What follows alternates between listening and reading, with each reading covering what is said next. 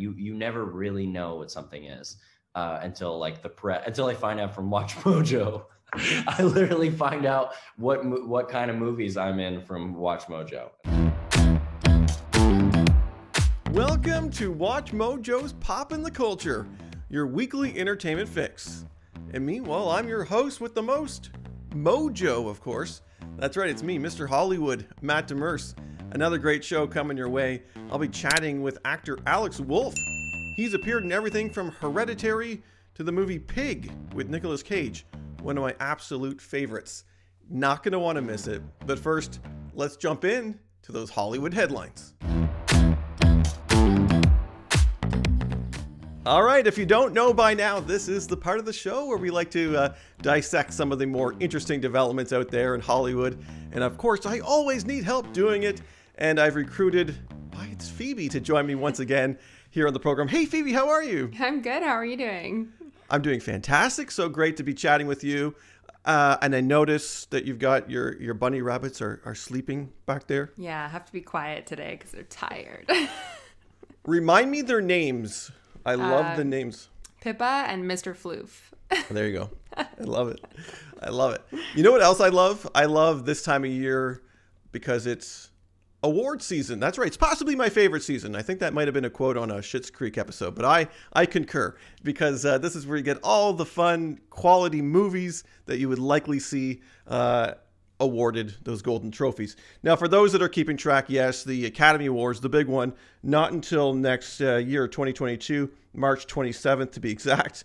Nominations don't come out till February 8th. So why do we call this award season now? Well, this is when all those contender movies hit theaters. That's right. They're all trying to grab your attention. The campaigning has already begun behind the scenes. Before we get into some of our ones that we should put on our radar and maybe some ridiculously early predictions, Phoebe, are you one of those people that keeps track of what's going to be nominated and try to see movies that have been? Yeah, absolutely. I always do. I just, I love award season, although, the Oscars in the past couple of years have been a little bit boring. But, I like to see the movies that are nominated just so that, I can place my bets and, hopefully get the correct guesses. That's right. Oh, you do the Oscar pool. Mm-hmm. Yeah, no, I do too. Yeah, and I usually win, not to brag, but actually I say that, but you know what gets me? Those like the short documentary or animated short, those ones I have no idea. I've seen everything in the main categories, but it's the small ones that get me. All right, so let's talk about those main category ones, because right now there's a whole slew of movies that are out, and I'm wondering if there's any that you think will probably be up there on nomination day. Yeah, so I think right now, like the performance in particular that everybody's kind of buzzing about is Kristen Stewart playing Princess Diana. I've read in several articles that it's basically her award to lose.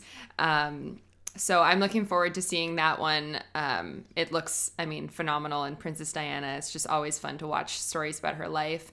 I was thinking about Dune recently because I went to go see it. And I think it's phenomenal. I don't know which categories it'll be nominated for, but I'm pretty sure that like Timothee Chalamet could get an Oscar nod for Best Actor, and also Rebecca Ferguson as Best Supporting Actress. I think she was so phenomenal in that movie. There's so many good movies this year. Yeah, and for Dune, if anything, it'll probably sweep like the technical aspects, like the effects and things of that nature. But yeah, Timothée Chalamet, interesting. He's had a big year. He popped up in some other movies. Do you think he could actually? I can kind of see him getting nominated. Do you think he could win the Oscar? I don't know. Maybe not for this movie. I definitely think that he will be nominated, just because for me it's one of like the standout male performances of the year. But I don't know. For this movie, I think it's more likely that, Will Smith would win for like something like King Richard. So great. Have you seen this? No, I haven't seen it yet. Go watch it. This is he plays the father of Venus and Serena Williams. So the movie's kind of revolving around him. The Venus and Serena are kids, and I didn't know the story going into it, but it's really amazing the things that this father did for his daughters. But the performance, I forgot I was watching Will Smith. He's that good. I mean, it's no surprise. Will Smith has always been a phenomenal actor. I think it's just like the movies he chooses. The Pursuit of Happiness, he was so phenomenal in that. He is a really great actor. So I think, he's probably the more likely candidate to win in that category. But another movie that's getting like a lot of buzz right now, not in a good way, is House of Gucci. I was just about to say. Yeah, because Lady Gaga, she won her Oscar for Best Original Song for Shallow when she was in the movie with Bradley Cooper. I can't remember his name. Star is Born. A Star is Born. Yeah. So I was when I found out that she was going to be in this movie, I was like, man, she's going to win her acting Oscar. But apparently the movie isn't very good. So I've seen this movie, and I will say that Lady Gaga is good, okay. But you're right. The movie is interesting because you know what they do, Phoebe? They play it more for laughs. It's campy. Yeah. It's campy. So I was kind of expecting more of a prestige drama because you think Oscar, these awards contender movies, and you kind of think a certain type of movie. That's not what this is. They kind of, like I said, it does get pretty campy at times. So it's hard to take a lot of it seriously. And I think that's working against it. But Gaga, I think, was probably the best part of it. So maybe she will still get nominated. But yeah, I think you're right about Kristen Stewart. Can you believe that someone from Twilight might actually win an Oscar? Yeah, I always find it hard to believe whenever I see her like winning these prestigious awards because I really cannot erase the memory of her playing Bella in the Twilight Saga. But I know she's a great actress. Like aside from that, she is a phenomenal actress. It's just like it's hard for me to separate her from that character. No, exactly. I'll just throw out The Power of the Dog. So this one's coming to Netflix. By the time you're watching this, it might already be there. So I do recommend that. That's with Benedict Cumberbatch. It's a heavy movie. There's a lot to unpack, but it's a great performance and an interesting story. And it's a Western. And I feel like this year we're getting kind of a return to Westerns. I feel like there's a lot of those. Are you a Western fan, by the way? Yeah. I mean, I'm not. I like Westerns. Yeah. Yeah. What about, and this is going into my next topic, what about the medieval genre, the fantasy genre? Do I like it? Yeah. Yeah. Big time. I love oh, that's right. You're drama. Oh, what's the movie that you're obsessed with? Lord of the Rings. Yeah, thank you. Okay. Yes. Thought that was you. Hey, this actually ties perfectly into what I want to talk about next, is because everyone is kind of wondering what will be the next Game of Thrones, right? That left a big kind of void in a lot of people's TV schedule. So what you're getting now is a lot of these high fantasy, medieval era shows. Lord of the Rings has a show coming up. I think we talked about it maybe the last time you were on or the time before. So there's still not a whole heck of a lot new to chat about, but I know it's coming and I know it's insanely expensive and I know they've already said there's going to be 5 seasons. So, I mean, I can't wait. I literally cannot wait. I know we don't know that much about it, but my expectations are high, and not only because like the budget is super high, but Amazon has been doing some good stuff, so I'm really looking forward to it. Yeah, I think that actually, you know what? I think that could be the next king, if you will, to take over Game of Thrones. Because there's a few out there, and I want to see if I can get your thoughts on some of these. Have you watched The Witcher? I have. This is one. I have. I think it's really good. I really liked the first season. I know it was kind of divisive among fans of the video game, which I cannot consider myself part of that demographic just because I've never played the video game. But I thought that the world of the story was super like entrenching and it just sucks you in right away. And Henry Cavill's performance in that is admittedly very good. So yeah, it was really good. I definitely don't think it's like a Game of Thrones caliber. Not because of like, the production value or anything like that, just like the story. The thing about Game of Thrones is that it's such a massive story. Like the scope of it is just like immeasurable. There's so many different things going on, that I think it's a great show, but it doesn't really compare. Yeah. And Game of Thrones, by the way, for those that are watching and listening, you're like, well, there's going to be a new Game of Thrones. You're right. There will be. There's going to be actually a couple of prequels on the way. So those will be interesting to see because Game of Thrones, I don't know. They kind of soured their fan base with that last season, so it'll be interesting to see how many return to see those prequel shows. I'm sure there'll be a nice built fan base, but will it be the super highs that it saw? I'm not sure. The Nevers is another one that's out there. I saw this and I wasn't enthralled with it. You've got something called Carnival Row. Yeah, so there's a few that are trying to get in that genre that aren't really... The Wheel of Time, that's one that's out now on Amazon Prime. And I think the reception's been pretty lukewarm compared to what they put into it. Yeah, I think it's kind of unfair to like call that series the next Game of Thrones, because the book series by Robert Jordan is the series that laid the blueprint for Game of Thrones to exist. You know, I haven't heard that much about the series, which is unfortunate, because I know like even our colleague Nick Rafi is like so obsessed. Yeah, he's obsessed. He is obsessed with that. I mean, even when we were like doing Game of Thrones recaps in the last season on WatchMojo, he was just always talking about Wheel of Time. So I hope it, you know, gets better and becomes as big as the story deserves to be. That's a good point, actually, because to be fair, when Game of Thrones first premiered, it wasn't the massive, huge success that we all think of it as, right? Sometimes these shows take time to grow, right? The storylines build, the characters build, the audience builds along there with it. So who knows? Maybe one of those shows we chatted about will take the throne. But I think a lot of people are agreeing with you that Lord of the Rings show probably has the best chance. Yeah, I mean, if you just want to watch good fantasy, just watch Lord of the Rings. Just watch the trilogy. Honestly, that always like scratches the itch for me. There you go. Those 5-hour editions or whatever it is. Oh yeah. Holiday viewing picks. I gave you a little bit of homework, Phoebe, and I asked you to maybe recommend. We did this during the Halloween time, where I had my my WatchMojo guests kind of recommend some things for people to check out. So now we're getting close to Christmas time. Everyone's tuning in to those holiday shows and movies to get them in the spirit. What are you recommending? So I have two. I have like a classic and like an instant classic. So Home Alone is hands down. I have to watch that every single year. It's the best Christmas movie ever. One or two? Both. You got to watch both. I actually prefer two. A lot of people do. Yeah, I think it was fun. I love the New York setting. That's why, and I think it worked well. Have you? But before we get on to your other one, have you watched that new one? That's Home Sweet Home Alone. No, they filmed that in Montreal, actually, not far from where I used to live. I remember it being like years ago. They had like blocked off all these streets, so I was like, God damn it, Home Alone! I can't even get home today. But no, I will not watch that. You know, we talked about this last time. We talked about franchises and how these big corporations and they just beat the premise to absolute death. And I've heard a lot of bad things about that movie, so I'm just gonna stay away from it. If you love those classic Home Alones, don't watch this one. And I know there were some other ones, and I try to erase that from my memory as well. What's the other one you got? Klaus.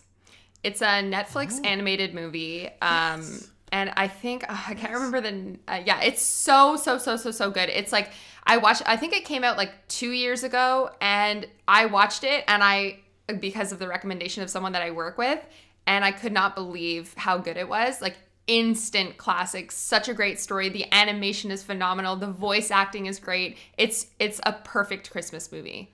Yeah, and I think that's a little under the radar.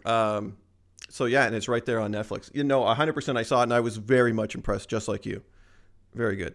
Yeah. I'm gonna throw out. I got one too that I have to watch every year. National Lampoon's Christmas Vacation. Right? Did you watch this? Yes. I mean, yeah, that's a classic too. It's a classic. And then for an alternative, and don't at me here, this is real. Eyes Wide Shut. Stanley Kubrick directed it. Yeah, Tom Cruise. Remember this one? Tom Cruise, Nicole Kidman? Yeah. Yes, there's the orgy scene. Don't worry about it. It's set during Christmas time. Christmas orgy. It's a great Christmas movie. It's a great Christmas movie. Eyes Wide Shut. Trust me on that. There's a lot of alternatives, like your Die Hard, that kind of thing. Yeah. So, yeah. I'm sure we'll have a lot more recommendations in the weeks to come as we head to the big Christmas day. Phoebe, don't go anywhere. Me and you, we got to go beyond the list. All right, Phoebe, this is where we like to dig deep in the vast archives of WatchMojo, pluck out a top 10 list, go beyond that list with our own personal opinions. Did WatchMojo get it right? And have some fun discussing it. And I think we're going to have a little bit of fun today because we're going to be talking about the top 10 shocking movie Mandela effects. That's right. The old Mandela effect where it's a kind of a collective memory that didn't actually exist.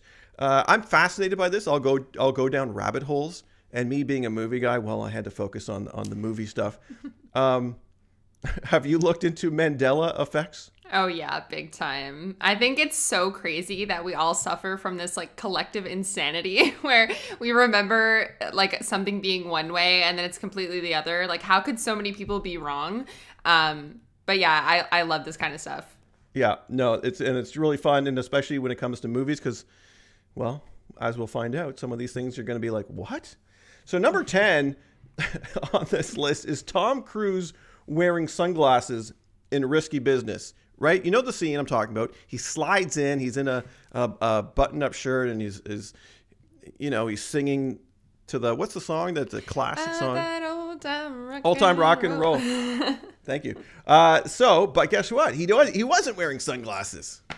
That's crazy to me. I feel like everybody who wears that as like a Halloween costume always has the sunglasses. And here's another tidbit that's actually, I don't know if it's in this particular script, because we're focusing on the sunglasses. The shirt that he wears, okay, the button-up shirt, I always thought it was a white shirt. Apparently, it's a pink shirt. I think I remember it being pink. When you said white, I was like, I think it's pink, but I don't know. Maybe it's the settings on your TV. Maybe. Could be that. But I think what happens is as we'll get through the list, we'll see. I think these scenes get parodied, right? Yes. I think The Simpsons is bad for this too, where they'll do the parody and they won't get all the details right, and then you'll remember maybe more so the parody but then the fact that they would parody it wrong in the first place kind of backs up the Mandela effect. But yeah, no, for me, I always picture him with sunglasses, so that's just right off the bat very strange. Number 9, I would have probably put this as 1. Okay. It's Shazam, starring Sinbad. I remember when this was a debate and I was like, I remember this. Listen, not to age myself, I'm a 90s kid. I don't know why, but I'm like everybody else. I remember a Sinbad movie where he plays like a genie or something.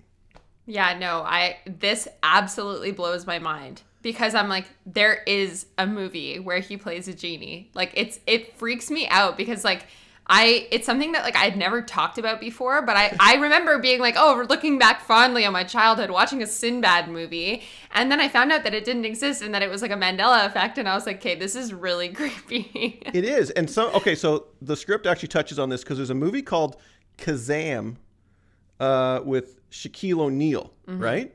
And people are like, oh, maybe you're getting confused with that. No, I'm not. I remember Kazam too. Okay. But I do remember a Sinbad genie movie. So that is very strange. And like I said, I remember there was a whole online debate, and it was I went down that rabbit hole. But I'm team Sinbad genie movie. And he actually, I think was it April Fool's or something? He actually recorded.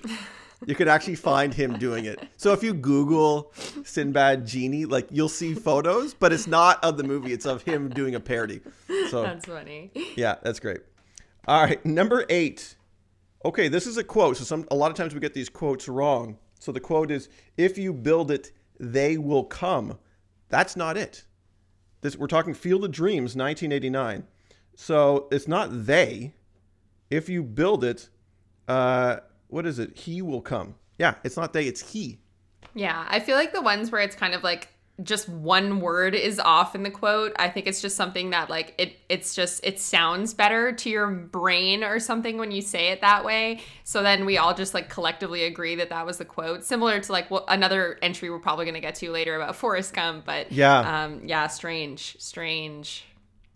Yeah, and obviously if you put they, it kind of doesn't make sense to the movie because it's talking about his relationship to his father, so the he would make much more sense. But yeah, I remember it being they as well. This is a movie that I've only seen once, so you're right. They'll probably just, oh yeah, if I had to, gun to my head, had to repeat the line, I would have said it that way. Number 7, this is interesting because I do kind of remember this too. It's the Great Pumpkin in The Great Pumpkin Charlie Brown. Now, the Great Pumpkin does not appear, but people say he did appear. But I am picturing kind of a great pumpkin appearing. Yeah, I guess like most of us watched that movie as children, and maybe it was just wishful thinking. But maybe I'm thinking again.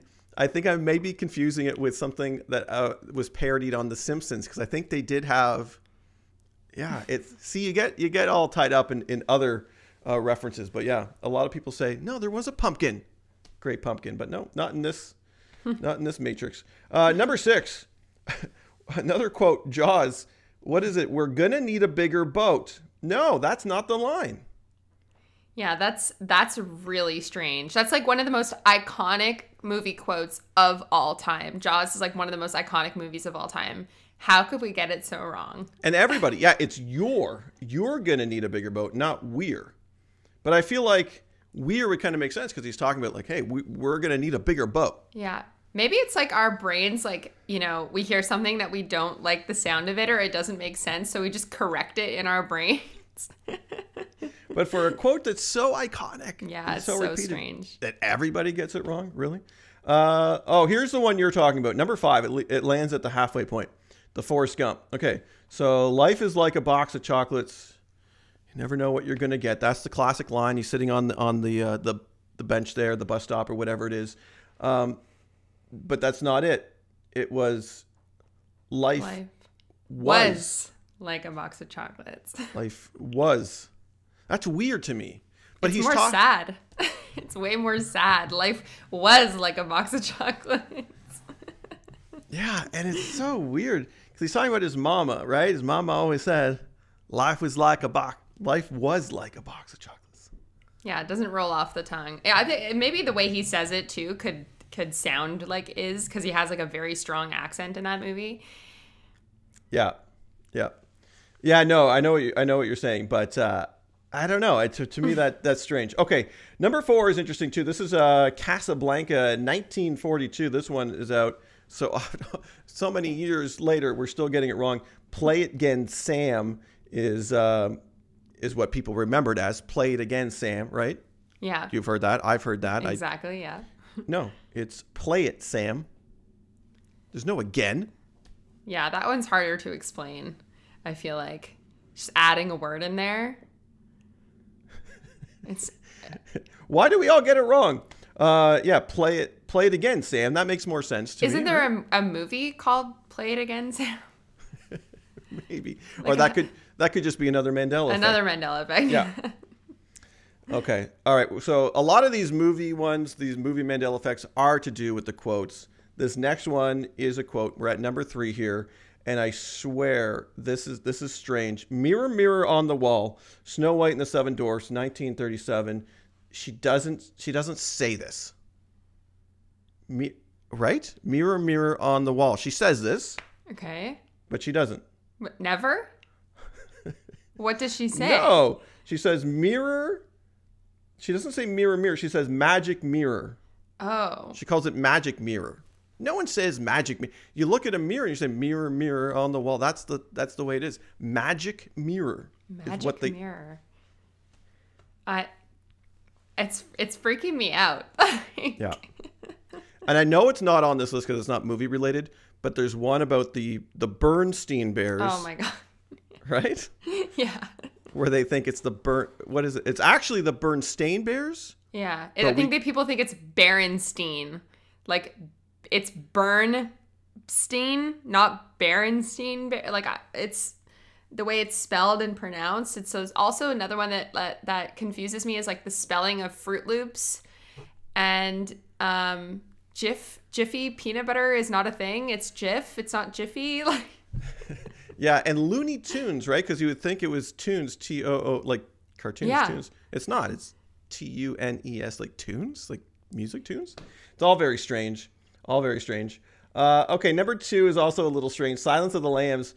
Whenever anyone does an impression, and I think this may be where it is because people do all these impressions of these classic characters. So Hannibal Lecter, the impression is, "Hello, Clarice." Hello, Clarice. He doesn't say that in the movie. He doesn't say it. At one point he says, "Good morning, Clarice." What? But he doesn't even say it menacingly. But he doesn't. Yeah, everyone says, "Hello, Clarice." And I know they've done, I mean, Jim Carrey's done impressions of it, Dana Carvey, and they all say this one line. Yeah, that's the line. That's the line in the movie. How could that not be in the movie? Like, I don't get it. Yeah, he never says a straightforward hello. when talking to Clarice. So I don't know. Very strange. Very strange. Good morning, Clarice. It just doesn't have the same scariness to it. Oh, this is interesting. Okay, we're getting into honorable mentions here. Now, you're a Lord of the Rings fan. The Lord of the Rings, The Fellowship of the Ring, 2001. It's saying that the line is not "Run, you fools." It's "Fly, you fools." Fly, you fools. But do you remember it being "run" or "fly"? You know what? I do often when I am quoting it, I do say "Run, you fools," but it's not. It's so strange. Yeah, very strange. Cruella de Vil in 101 Dalmatians, 1961, the cartoon. It's de Vil, so D-E space V-I-L is the actual spelling, not de Vil, which is D-E-V-I-L-L-E. Huh. So, again, if I had to spell Cruella de Vil, yeah. I would, because the second way sounds, or looks, even looking at it, looks more familiar to me. So bizarre. Yeah. Yeah. I mean, I guess the first spelling makes more sense, but I'm trying to remember a time where I've ever seen it spelled the way that you described. Yeah. D-E, capital D-E space, capital V-I-L. De Vil. No. So that's weird. Yeah. Very weird. Don't believe it. Don't believe it. Okay. Number one on this list, and we're sticking with the quotes. And yeah, I was one that I would have fought somebody a couple of years ago if we were arguing about it. It's Luke, I am your father. It's what is it? No, I am your father. Yeah, no, I am your father. You're right. And I would have fought somebody. I remember I was watching, I think I was in theaters and they were showing classic movie quotes. People were reenacting it. And there was a girl who did that line, and she said, "No, I am your father." And I was in theater going, "What? That's not the line." I was getting really upset that they would mess up the line in this whatever commercial it was for. But no, apparently I was the one that's wrong. Yeah, I think the first time I ever watched Star Wars in its entirety was like in my adulthood. Like I wasn't like a Star Wars fan when I was younger or anything like that. It was something that I enjoyed as an adult. And when I watched it for the first time and saw that scene, I was like, did I hear that right? Because everybody says, Luke, I am your father. Why? Yeah. It was very strange. Yeah, and it could be another one of those impressions where just people will say it and it just kind of sticks. But like, did we all hear the same impression afterwards? Like, what is going on? It's so hard to explain.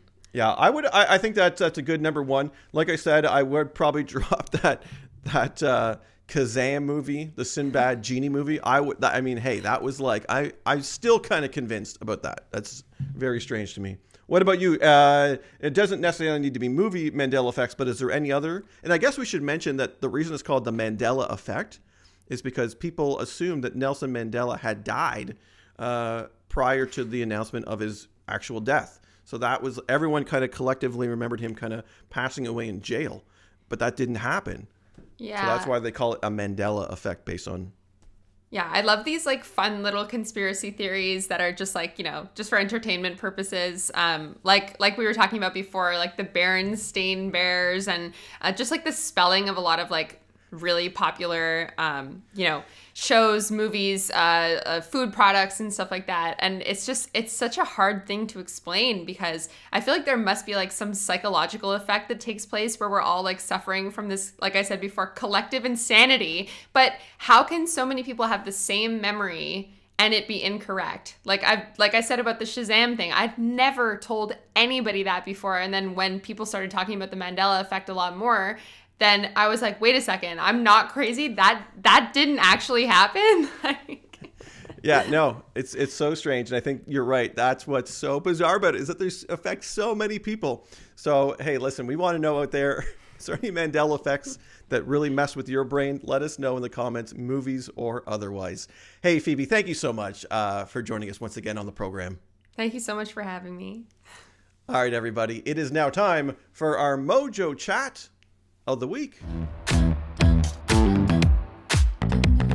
The movie is titled Pig. It's about a truffle hunter out seeking revenge for a pig that was stolen. And trust me, there's a lot more to it. And no word of a lie, it is one of my favorite movies of the year. And I am so excited for that reason to be joined by one of the stars. It's Alex Wolff. Alex, how are you? I'm doing great, man. How you doing? I'm doing fantastic. And I'm not kidding around here. You know, I am a film critic, and I went into this movie thinking, wait a minute, is this going to be like John Wick with a pig with Nicolas Cage? And no, it was so much more into it. What drew you to that particular script? Because it's something interesting, something different.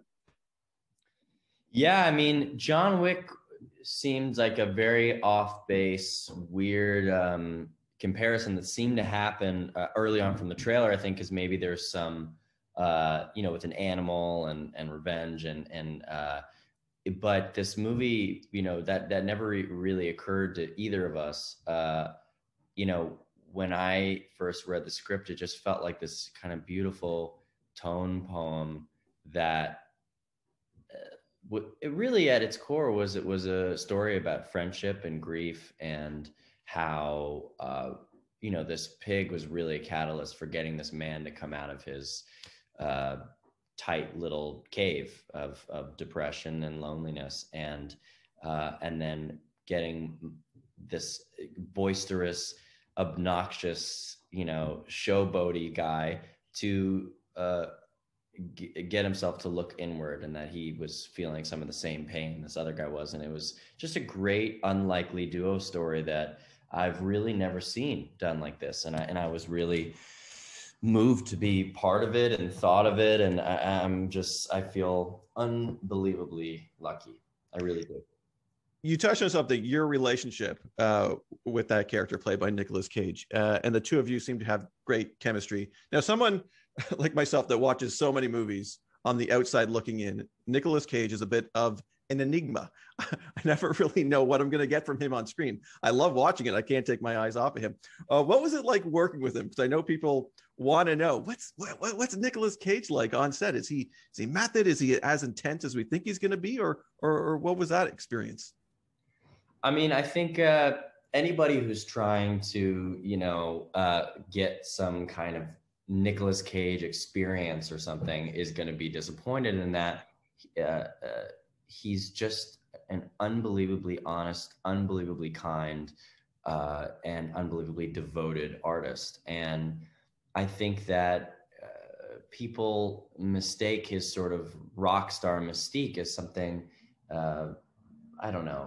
cartoonish or something. And I think that is actually can be a pressure on somebody to be something that they're not. And I think that Nick, what he is more than anything, is vulnerable and hilarious and loud and brave. And I think he's just been a huge inspiration at the end of the day as an actor to all of us actors. And I think it's important to always remember that maybe there's some movie star mystique and that he does these sort of larger than life odd things, but what he really is a serious movie loving genius. That's what he is at his core. And so I got the dream version of him.